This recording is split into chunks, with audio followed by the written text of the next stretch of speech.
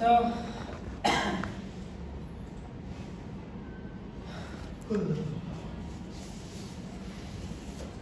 আমরা ক্লোনারটাকে লিনিয়ার মোডে দিছি, নেওয়ার পরে আমি ক্লোন করছি উপরে দিকে, হ্যাঁ আসছে।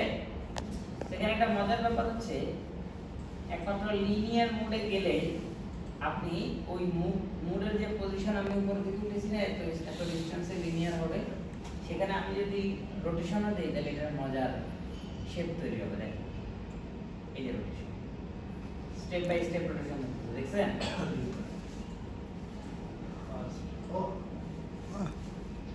ডিএনএ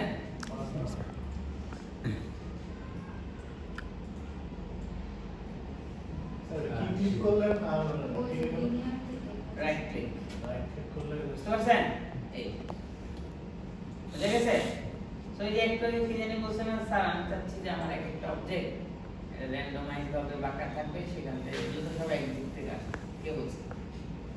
ওটা আমরা এভাবে করতে পারি। তো এটা করার পরে যখন আমি মোগ্রাফ থেকে প্লেন নিব, বুঝে গেছে? প্লেন থেকে প্লেন, বক্স ফিল হ্যাঁ বক্স ফিল হ্যাঁ বক্স, বুঝতে পারছেন? তো এখানে আবার যাই। তো এটা দিয়ে আরো ব্যাপার হচ্ছে যে আমরা যখন রোটেশন করতেছি, পাশাপাশি আমি আবার রেডিয়ালে আসি, সরি রেডিয়ালে যাওয়ার আগে এখানে একটু বলে নিই। আমরা তো এখানে রোটেশন দিচ্ছি, এবার আমি যদি ক্লোনারের যে রোটেশন আছে সেখানেও যদি রোটেশন করি, এই যে বুঝতে পারছেন?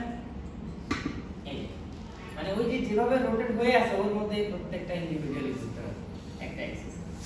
এই দেখেন যেটা যেভাবে রোটেট হোক না কেন সব তার নিজস্ব অ্যাক্সিসে ঘুরতেছে, বুঝা গেছে?